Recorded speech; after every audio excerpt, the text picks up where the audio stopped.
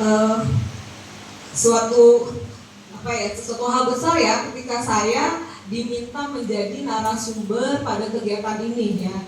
Kebetulan kenapa bisa sampai menjadi narasumber pada hari ini karena ketika di bulan Oktober saya diperintahkan oleh kepala sekolah saya untuk mengikuti bimbingan konseling sekolah dasar yang dilakukan di Hotel Belonix Karawang. Bimbingan itu kurang lebih 4 hari 3 malam ya. Nah, jadi mohon izin sekalian ketika nanti saya menyampaikan apa yang sudah saya dapatkan di sana, mohon izin kalau saya masih banyak salahnya, masih tegang ya. Ini aja dari pagi mulus sebenarnya Pak.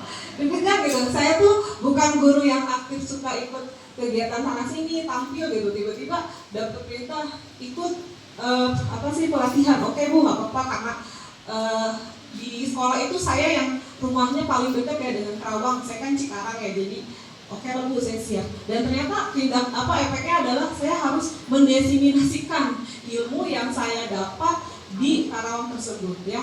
Nah, dengan saya mendapatkan ilmu di Karawang itu, kebetulan materinya bimbingan konseling, tidak menjadikan saya si paling BK ya. Saya juga background pendidikannya itu guru sekolah dasar, guru SD ya. Mungkin sih waktu kuliah adalah materi kuliah bimbingan ada Bu pasti ya. Nah tapi kan saya juga kurang mendalami karena kita kan spesifiknya ke pendidikan sekolah dasar.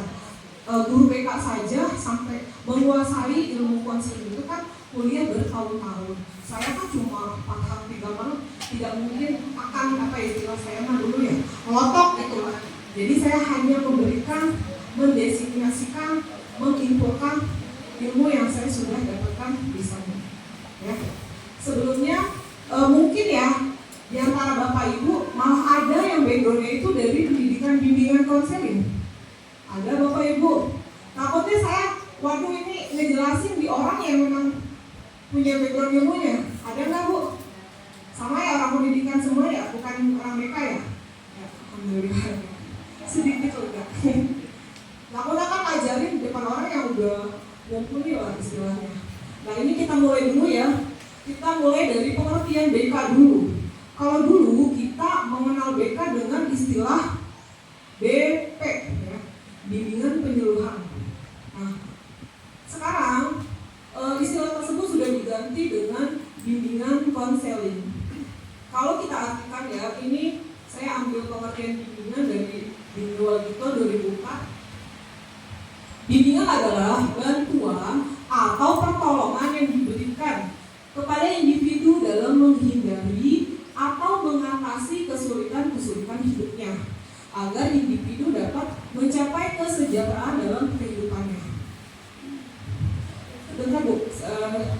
Nah, dari kata bimbingan ini yang saya tangkap ya ketika pelatihan kemarin adalah clue-nya adalah bantuan, pertolongan ya. Jadi kita membantu ya. Ini saya jelaskan bimbingan konseling dari segi luas dulu ya, belum ke sekolah dasar karena memang di sekolah dasar itu kan belum ada BK secara spesifik ya, kecuali untuk sekolah-sekolah swasta. Lanjut. Kemudian konseling. Konseling adalah sebuah hubungan profesional antara konselor yang terlatih dengan klien untuk membantu klien memahami dan memperjelas pandangan terhadap ruang lingkup hidupnya sehingga dapat membuat pilihan yang bermakna bagi dirinya. Nah ini pengertian dari konseling. Ada kata profesional ya. Konseling itu adalah orang yang dicurhatin. Kalau misalkan saya datang ke konseling berarti saya konseli. Orang yang saya datangi adalah konselor. Pakai terbalik ya Bu? Sudah paham ya Bu ya? Nah, mereka konselor itu dia profesional. Nah, profesional di sini adalah berarti mereka memang punya ilmu tersebut untuk mengatasi dari curhatan dari kliennya. Nah, namanya profesional biasanya itu berbayar, ya. Namanya profesional kan kalau kayak katanya kalau ke psikolog itu psikiater kan mahal ya. Ya karena mereka sudah profesional, mereka butuh bertahun-tahun untuk memahami ilmu konselor. Nah, lanjut Ibu. Nah ini ada perbedaan B dan K. Jadi kalau kita pisah ya, ada bimbingan, ada konseling. Apa sih bedanya bimbingan dan konseling?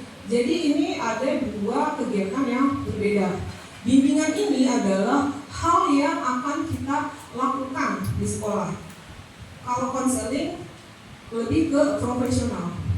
Pertama perbedaannya adalah langsung dan tidak langsung. Ketika kita melakukan bimbingan di sekolah, kita kadang langsung ada tidak. Misalkan kita melihat langsungnya itu contohnya ketika kita mengajar atau di lingkungan sekolah kita melihat ada kejanggalan dari anak murid kita. Misalnya, nggak boleh gitu Mak, jangan buka teman, jangan boleh. Itu kan kita secara langsung ya menegur anaknya. Atau tidak langsung. Misalkan kalau tidak langsung itu kita melihat ada kejanggalan dari suatu didik, kita ingat nih, tapi kita tidak langsung menegur atau membantu mereka, tapi kita dicatat di ingatan kita, tapi di kemudian hari kita tindak lanjuti dari perbuatan tersebut. Itu bimbingan. Nah, kalau di konseling yang tadi profesional itu langsung ya, artinya ada face to face pertemuan antara konseling dan konselor. Nah, kemudian ada bimbingan dari bimbingan yang kedua preventif, kuratif dan preservatif. Nah, preventif itu adalah pencegahan. Ya, kita ini di sekolah dasar bimbingannya lebih ke preventif. Menurut pembicara di sana, kebetulan pembicara di ketika saya seminar itu adalah seorang guru BK dari tingkat SMP dan SMA. Nah, mereka berpendapat kami yang di SMP dan di SMA kenakalan ataupun problem-problem yang kami temui itu biasanya berakar dari pendidikan sekolah dasar. Jadi permasalahan itu udah ada di ketika sekolah dasar. Kami itu cuma dapat hasilnya gitu ya. Ketika ada anak merokok, anak nonton video porno, nah itu sebetulnya dari kecil dari pendidikan dasarnya itu udah ada bibitnya. Nah makanya kenapa bimbingan di sekolah dasar itu dianggap sebagai tindakan preventif ya, tindakan pencegahan, mencegah supaya di sekolah dasar bisa menghasilkan anak-anak yang bisa berkembang sesuai dengan akhlak norma, sehingga nanti ketika dia SMP, SMA mereka sudah kuat, sudah tidak melakukan hal-hal yang negatif. Lalu ada kuratif dan preservatif. Ini maksudnya kuratif itu bimbingan yang anak itu sudah mengalami gitu. Kalau preventif itu kan belum. Kita sebagai guru itu baru mewanti-wanti.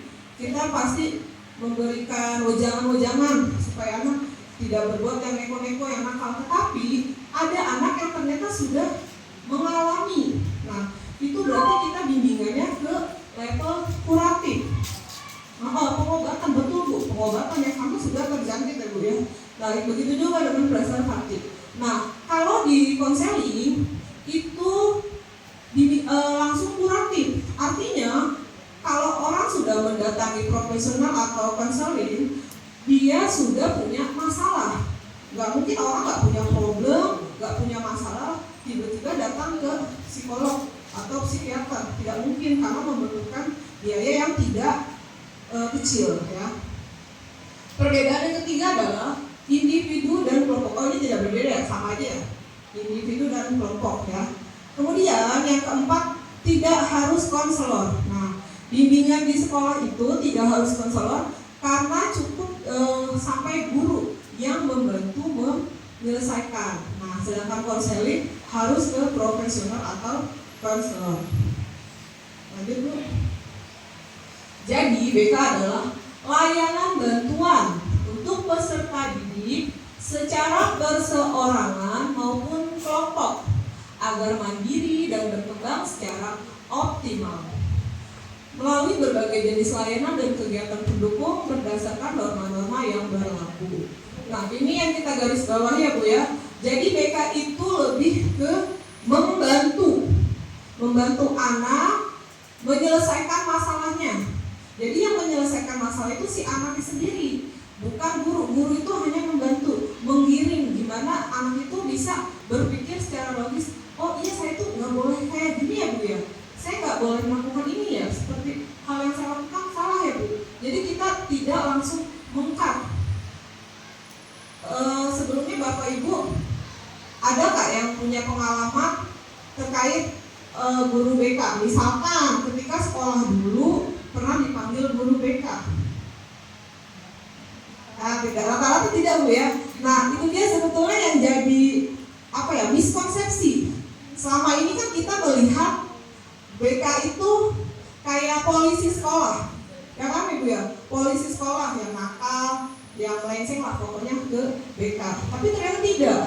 BK itu tidak hanya terkait hal-hal yang negatif, tapi bisa juga untuk hal-hal positif. Misalkan kita bingung untuk penjurusan sekolah, bakat yang kita minat, nah itu salah satu dari bagian dari BK. Lanjut Bu. Nah, kenapa ada BK di sekolah?